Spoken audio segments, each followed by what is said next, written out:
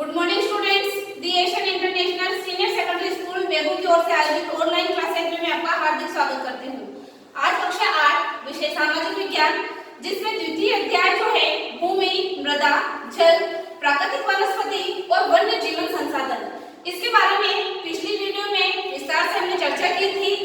किस प्रकार से भूमि और मृदा का हमारे जीवन में महत्वपूर्ण स्थान है, प्राकृतिक संसाधनों में भूमि और मृदा का किस प्रकार से महत्वपूर्ण स्थान है, इसके बारे में हमने विस्तार से पढ़ा था।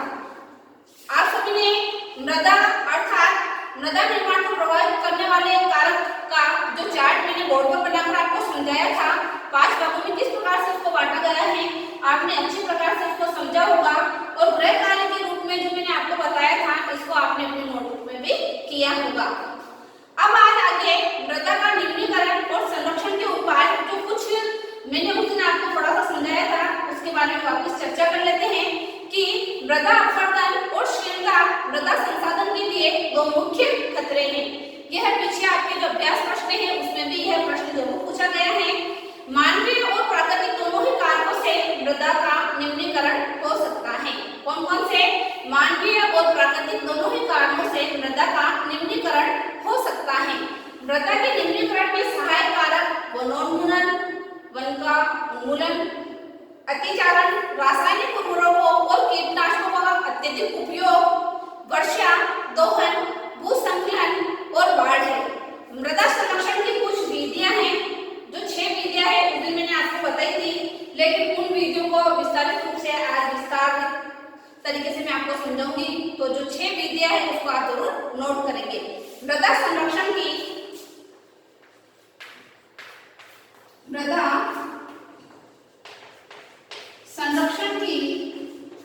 विधियां, जो महत्वपूर्ण विधियां हैं वह मैं आपको बोर्ड पर समझा रही हूँ।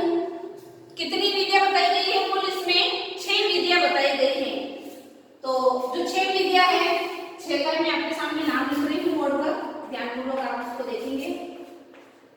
2, 3, 4, ये 5 और ये है 6 के नाम मैं आपके सामने लिख रही हूँ, आप इसको साथ के साथ नोट करेंगे। मल्च बनाना पहली आ जाएगी, मल्च बनाना, यह आप नोट करोगे साथ के साथ, मल्च बनाना। दूसरा आएगा इसमें वेदिका फार्म,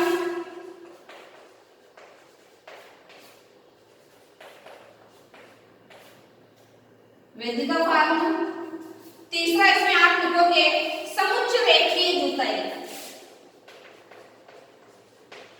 समुच्च रेखीय, समुच्च रेखीय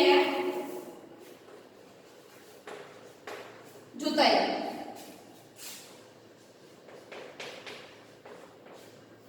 चौथा आप इसमें लिखेंगे रक्षक मेखलाएं, रक्षक मेखलाएं। आगे आप लिखोगे इसमें समुच्च रेखीय रोधिकाएं,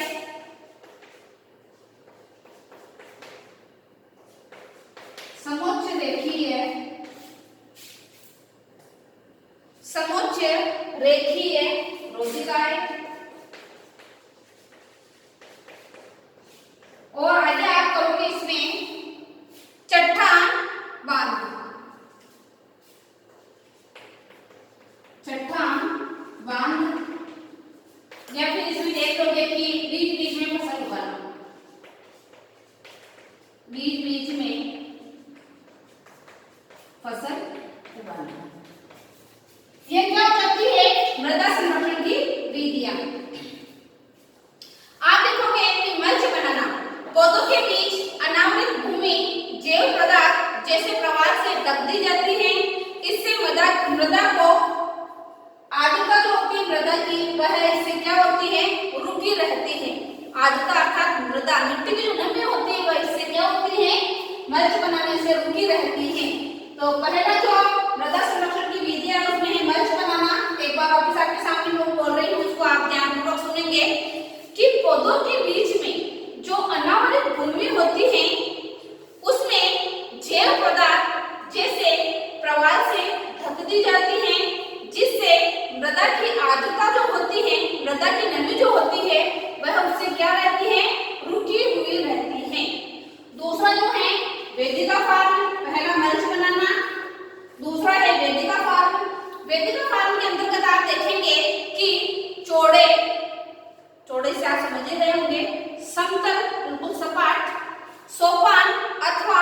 वेदिका तीव्र ढालों पर बनाए जाते हैं। जो तीव्र ढाल होते हैं, जो समतल होते हैं, वहां पर यह बनाए जाते हैं ताकि सपाट सतह फसल उगाने के लिए उपलब्ध हो जाए।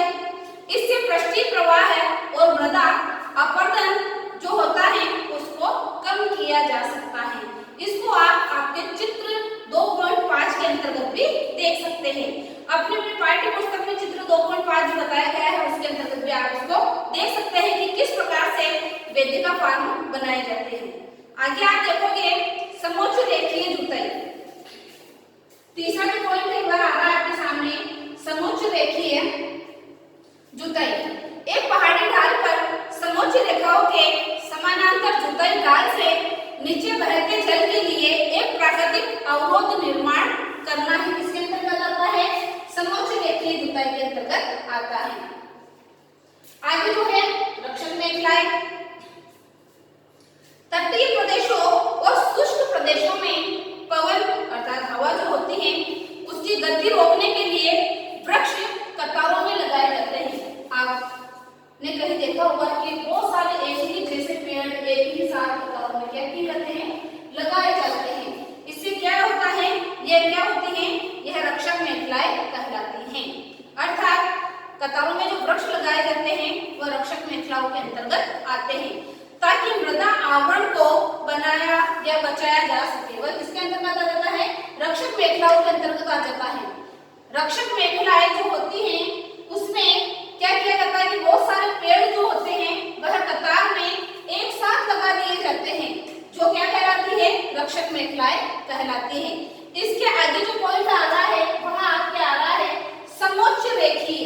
ठीक है, समझने की कोशिश करना आप इसको। समोच्च रेखीय रोधिकाएं, इसके बारे में आपको बता रही हूँ कि समोच्च रेखाओं पर रोधिकाएं बनाने के लिए पत्थरों, घास, मृदा का उपयोग किया जाता है। पत्थरों का किया जाता है, घास का किया जाता है और मिट्टी का उपयोग इनको बनाने के लिए किया जाता है। रोधिकाओं के सामने जल एकत्र करने के लिए बड़ी बड़ी खाइयां बनाई जाती हैं ताकि जितना भी पानी आता है वह उस रास्ते से उन खाइयों के अंदर एकत्रित हो जाता है। आगे है चट्टान या बांध। आप भली बात परिचित है इससे। ये जल के प्रवाह को कम करने के लिए बनाए जाते हैं। किस स्थान पर बड़ी चट्टान रख दी जाती है या बांध जो बना दिए जाते हैं तो उससे क्या होता है? पानी जो होता है उस बांध के अंतर्गत एकत्रित होकर रह जाता है। अगर वह बांध किसी सीमा तक पूरा भर जाता है, इतना ये पानी देखो भर गया, जब याद आ जाएगा तो फिर इसके ऊपर से पानी निकल कर आगे की तरफ चला जाएगा। लेकिन जहाँ तक हम बांध की सीमा बना देते हैं उससे अंदर वह पानी भरा हुआ रहता है। इससे जो जल की विभिन्न प्रकार की जो समस्याएं होती हैं उनसे निजात पाई जा सकते हैं और मृदा क्षति को रोकते हैं। मृदा जो मिट्टी पानी के साथ बहकर आगे चली जाती है वह भी बांध बना दिए जाते हैं या कोई बड़े बड़े पत्थर लगा दिए जाते हैं जिसके कारण पानी भी रुक जाता है और मृदा भी उस स्थान पर रुक जाती है। बीच बीच की फसल उगाना। अब बीच बीच में कौन सी फसल उगाना? अर्थात इसके अंतर्गत आप देखोगे कि वर्षा दोहन से मृदा को सुरक्षित रखने के लिए अलग अलग समय पर विभिन्न प्रकार की फसलें एकांतर कतारों में उगाई जाती हैं। तो जल संरक्षण की, मृदा संरक्षण की जो विधियां थी उसके अंतर्गत मल्च बनाना, वेदिका फार्म, समोच्च रेखीय जुताई, रक्षक मेखलाएं, समोच्च रेखीय रोधिकाएं, चट्टान बांध और बीच बीच में विभिन्न प्रकार की फसलों का उगाना इसके अंतर्गत आ जाता है। आगे आप देखोगे कि जल से आप भूमि के बारे में पढ़ लिया है, मृदा के बारे में पढ़ लिया है। अब हम पढ़ने जा रहे हैं जल। जीवन की महत्वपूर्ण आवश्यकता जल, पानी। कहा भी गया है जल है तो जीवन है। यह जितना मनुष्यों के लिए आवश्यक है उतना ही पशु पक्षियों के लिए भी आवश्यक है। जल, अगला पॉइंट आप डालोगे अपनी नोटबुक में। जल से आप भली बात परिचित है, इसको पानी भी कहा जाएगा। जल एक महत्वपूर्ण नवीकरणीय प्राकृतिक संसाधन है।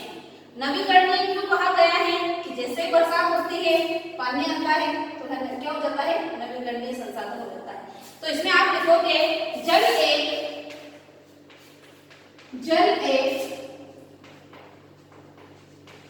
महत्वपूर्ण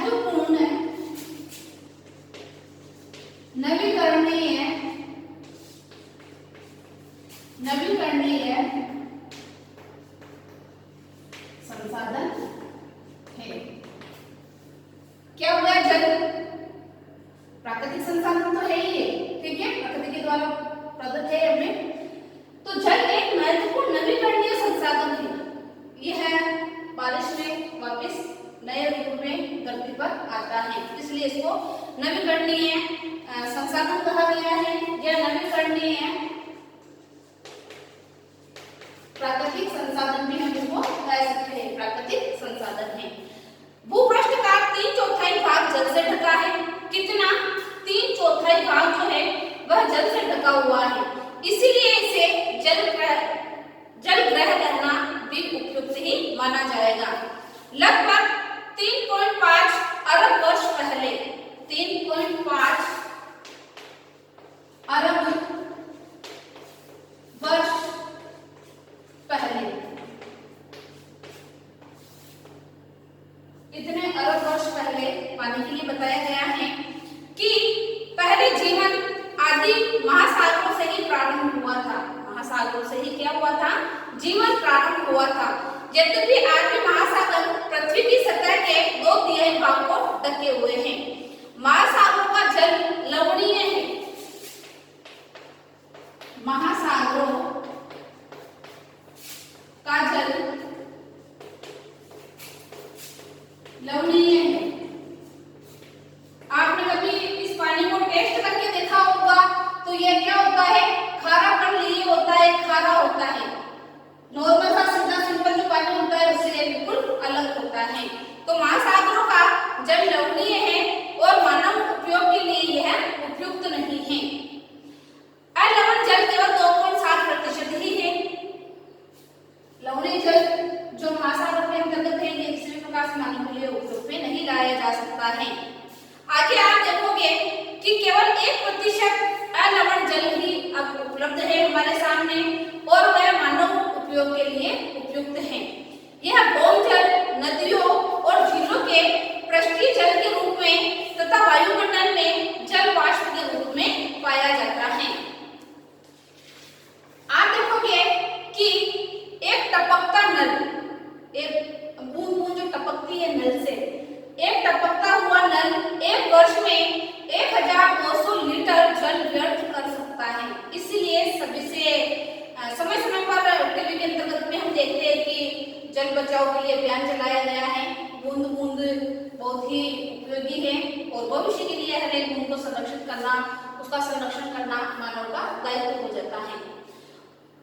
तो आप देखेंगे कि एक व्यक्ति एक दिन में 150 लीटर जल का उपयोग करता है। औसतन 150 लीटर जल का वह क्या करता है? उपयोग करता है। आप देखोगे इसीलिए लवणीय जल जो है अर्थात खारा जल जो है वह पृथ्वी का सबसे अधिक मूल्यवान पदार्थ है, पदार्थ नहीं है। और अलवणीय जल जो है वह पृथ्वी का सबसे अधिक मूल्यवान पदार्थ माना जाता है। अर्थात 2.7 जो मैं जल की मात्रा बता रही हूँ वह क्या है? वह अलवणीय जल है। पृथ्वी पर जल न तो बढ़ाया जा सकता है और न ही अपने हिसाब से घटाया जा सकता है। मनुष्य चाहे कि मैं इसको आज का आज नष्ट कर दूं, खत्म कर दूं, तो ऐसा भी नहीं हो सकता है। इसकी कुल मात्रा स्थिर रहती है। इसकी प्रचुरता में विविधता प्रतीत होती है क्योंकि यह वाष्पीकरण, वर्षण और वहन की प्रक्रियाओं द्वारा महासागरों, वायु, भूमि और पुनः महासागरों के चक्रण के द्वारा गतिशील होता है। इसीलिए इसको क्या कहा जाता है? जल चक्र भी कहा जाता है। हम देखते हैं कि मनुष्य जल का उपयोग अनेक कार्यों में करता है, जिससे आप भलीभांति परिचित होंगे क्योंकि आप भी सुबह से लेकर रात के सोने तक अनेक रूप में जल का उपयोग करते हैं। जैसे मनुष्य जल की बड़ी मात्रा का उपयोग केवल पीने और धुलाई में ही करता है। वरन उत्पादन प्रक्रिया के रूप में भी करता है। जल कृषि उद्योगों तथा बांधों के जलाशयों के माध्यम से विद्युत उत्पादन के कार्य में भी पानी का उपयोग किया जा रहा है। मनुष्य जो है पीने के लिए, खाना बनाने के लिए, नहाने के लिए, शौचालय के लिए, वस्त्र धोने के लिए, बर्तन धोने के लिए, बागवानी के लिए एवं घर की जो साफ सफाई होती है, अनेक रूप से पानी का उपयोग दिन भर में वह करता है। जल स्रोतों के सूखने अथवा जल प्रदूषण के कारण अलवणीय जल की आपूर्ति की कमी के मुख्य कारण है बढ़ती जनसंख्या, भोजन की नकदी फसलों की मांग का बढ़ना, साथ ही बढ़ता नगरीकरण और बेहतर होता जीवन स्तर। इसके लिए क्या है, यह महत्वपूर्ण कारण है।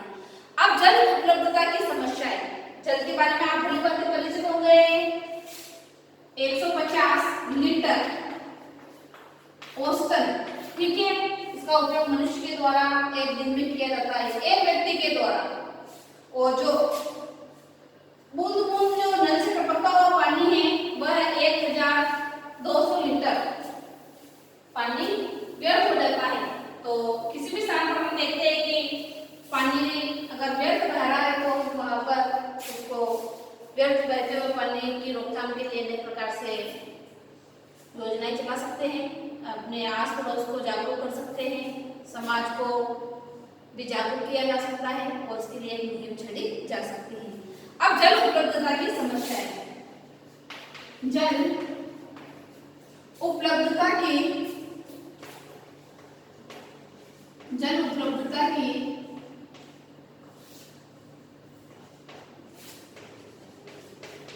समस्या है।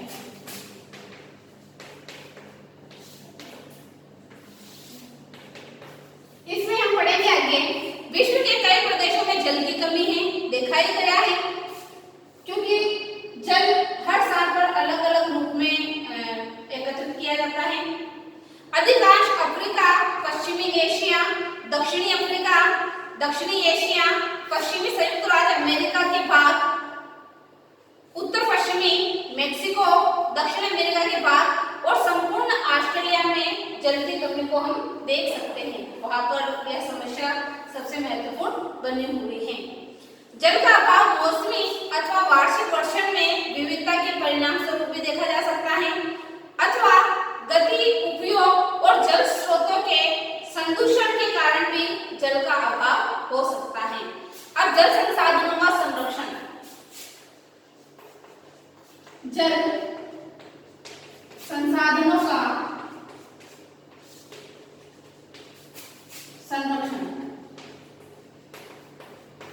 जल संसाधनों का जो संरक्षण जो साधन है उनका हम संरक्षण किस प्रकार से कर सकते हैं, इसके बारे में अब हम चर्चा करेंगे। ये हिंदी के अंतर्गत निबंध आगे चलता है जल के ऊपर। जल है तो कल है, जल बचाओ अभियान, तो इसके ऊपर आप अच्छा खासा वैसे भी लिख सकते हैं। तो जल संसाधनों का संरक्षण के अंतर्गत आज विश्व में शुद्ध तथा पर्याप्त जल स्रोतों तक पहुंचना एक बहुत बड़ी समस्या बन गई है। प्राचीन काल में नदियां, कुएं, बावड़ियां, तालाब वर्ष भर पानी से भरे रहते थे, लेकिन अब ऐसा नहीं है। इस क्षीण होते संसाधन के संरक्षण के लिए हमें कदम उठाने बहुत ही आवश्यक है। यद्यपि जल एक नवीकरणीय संसाधन है, जो कि मैंने अभी इससे पहले आपको बोर्ड में लिखकर बताया था कि जल नवीकरणीय प्राकृतिक संसाधन है, तथापि इसका अति उपयोग और प्रदूषण इसे उपयोग के लिए अनुपयुक्त बना देते हैं। असंशोधित या आंशिक रूप से शोधित वाहित मल, कृषि रसायनों का विसर्जन और जल निकायों में औद्योगिक बहिस्राव जल को प्रदूषण करने के प्रमुख कारण है। वन और वनस्पति आवरण धरातलीय प्रवाह मंद करते हैं, भूमि जल को पुनः पूरित करते हैं। जल संग्रहण पृष्ठीय प्रवाह को बचाने की दूसरी विधि है। जल रिसाव को कम करने के लिए खेतों को सिंचित करने वाली नहरों को ठीक से पक्का करना चाहिए। रिसाव और वाष्पीकरण से होने वाली जल क्षति को रोकने के लिए क्षेत्रों में फव्वारे के रूप में जो सिंचाई की जाती है उसका उपयोग करना चाहिए। साथ ही वाष्पीकरण की अधिक दर वाले शुष्क जो क्षेत्र होते हैं वहां पर सिंचाई की ड्रिप विधि, फसल की जो ड्रिप विधि होती है इसको अपनाना चाहिए। सिंचाई की इन विधियों को अपनाकर बहुमूल्य जल संरक्षण किया जा सकता है, या जल संसाधन को क्या किया जा सकता है, यहाँ पर संरक्षण किया जा सकता है। तो जल संसाधनों का संरक्षण के लिए हमें इन महत्वपूर्ण बातों पर ध्यान देना जरूरी है। अधिकांश जो रसायन होते हैं अजैव निम्नीकरण होने के कारण जल द्वारा मानव शरीर में पहुंच जाते हैं। इन प्रदूषकों को जल निकायों में छोड़ने से जो पूर्व परिस्रोतों को उपयुक्त विधि होती है उसके द्वारा वापस नियंत्रित किया जा सकता है। अब यह हो गया जल कि जल क्या है, जल का हमारे जीवन में क्या महत्व है, जल का हम किस प्रकार से सदुपयोग कर सकते हैं और जल का हम किस प्रकार से दुरुपयोग जो होता है उसको रोक सकते हैं। आगे हम पढ़ेंगे अब प्राकृतिक वनस्पति और वन्य जीवन। प्राकृतिक वनस्पति और वन्य जीवन।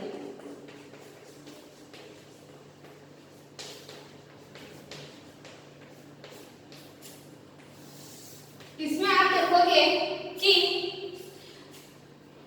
रेशम से आप भली भांति परिचित होंगे। रेशम के कीटों से प्राप्त की जाती है जो शहतूत के पेड़ों पर पाले जाते हैं। यह महत्वपूर्ण बात है आपके लिए प्राकृतिक वनस्पति और वन्य जीवन के अंतर्गत कि रेशम कीटों से प्राप्त किया जाता है और यह कहाँ पर पाले जाते हैं, शहतूत के पेड़ों पर इनको पाला जाता है। प्राकृतिक वनस्पति और वन्य जीवन केवल स्थल मंडल, जल मंडल और वायुमंडल के बीच जुड़े एक संग्रह क्षेत्र में ही पाए जाते हैं, जिसे हम क्या कहते हैं, जैव मंडल कहते हैं। तो इसको आप जैव मंडल किसे कहते हैं, इसको आप लिखोगे जैव मंडल करके आपको लिखना है कि जैव मंडल किसे कहते हैं। प्राकृतिक वनस्पति और वन्य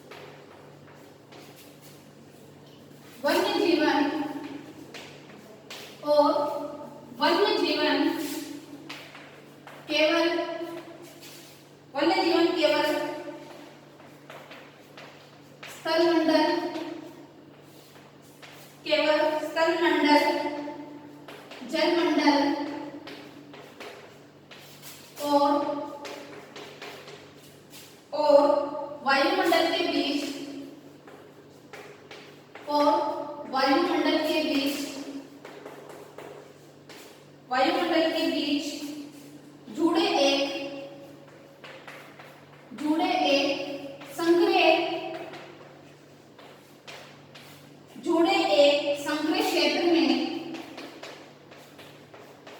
जुड़े एक संग्रह क्षेत्र में ही पाए जाते हैं।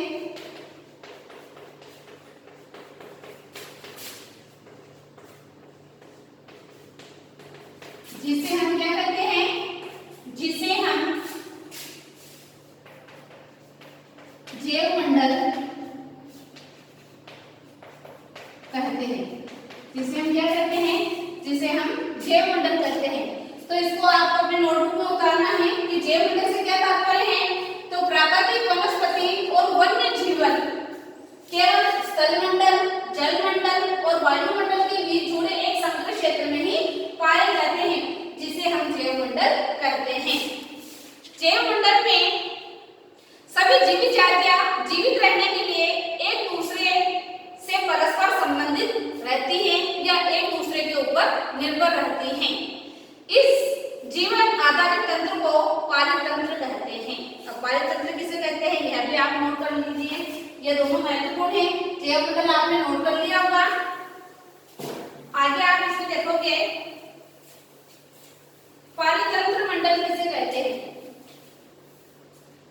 आगे आप लिखोगे पालित तंत्र, दूसरा करके आप लिखोगे पालित तंत्र। जैव मंडल की जो परिभाषा है वह आपने नोट कर ली होगी। आगे आप लिखोगे इसके अंतर्गत कि सभी जीवित जातियां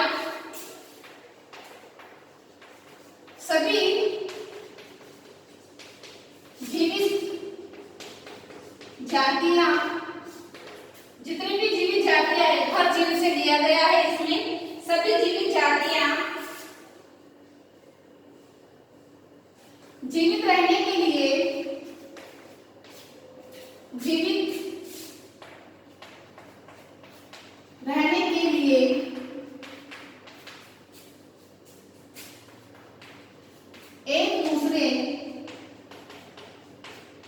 एक दूसरे से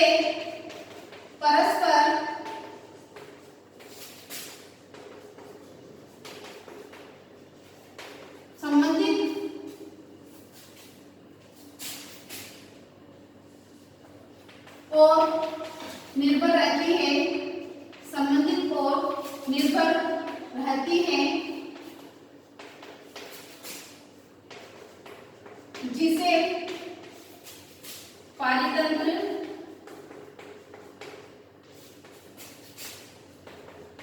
कहते हैं। जिसे क्या कहते हैं? पारितंत्र कहते हैं। तो बच्चों आप इसको भी नोट करोगे अपनी नोटबुक में कि सभी जीवित जातियां जीवित रहने के लिए एक दूसरे से परस्पर संबंधित और निर्भर रहती हैं, जिसे पारितंत्र कहते हैं। यह आपके जो पाठ्य पुस्तक है सामाजिक विज्ञान, जिसमें भूगोल का जो द्वितीय पाठ है वह है, इसके अंतर्गत आप लिखोगे कि भूगोल,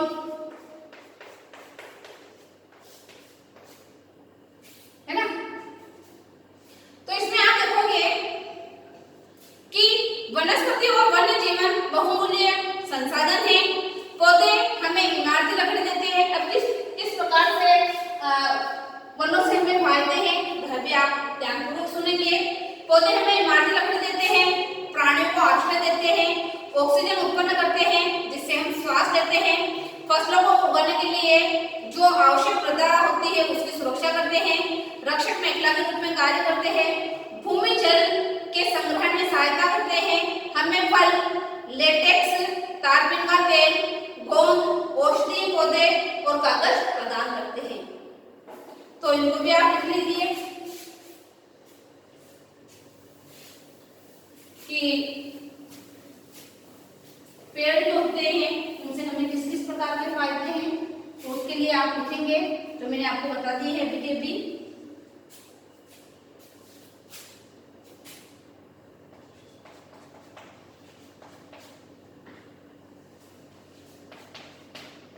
पेड़ पौधे हमें इमारती लकड़ी देते हैं, इमारती लकड़ी देते हैं। आगे आप इसमें लिखोगे प्राणियों को आश्रय देते हैं,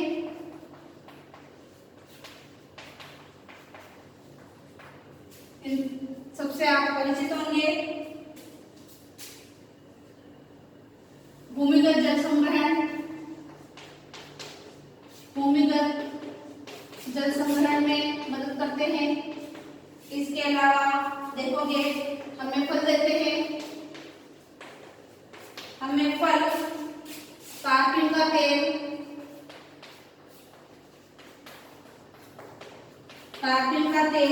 गोंद,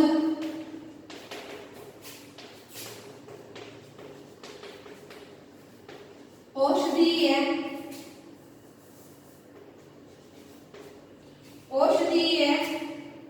पौधे और कागज प्रदान करते हैं, कागज प्रदान करते हैं। तो ये हमें फायदे जो इससे प्राप्त है उसके बारे में मैंने आपको बता दिया है।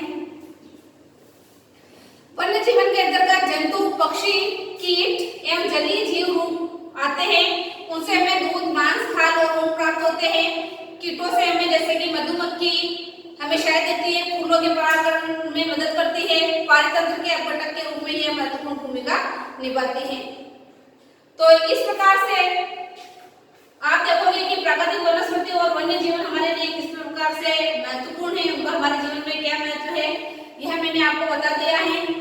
तो आपकी जो भूगोल की पाठ्य पुस्तक अर्थात सामाजिक विज्ञान के अंतर्गत जो द्वितीय पाठ है उसमें मैंने आज आपको मृदा का निम्नीकरण और संरक्षण के जो 6 उपाय बताए हैं, साथ ही जल का हमारे जीवन में क्या महत्व है, जल की उपलब्धता की क्या समस्याएं हैं, जल संसाधनों का संरक्षण किस प्रकार से किया जा सकता है और प्राकृतिक वनस्पति और वन्य जीवन के बारे में मैंने आपको बताया है।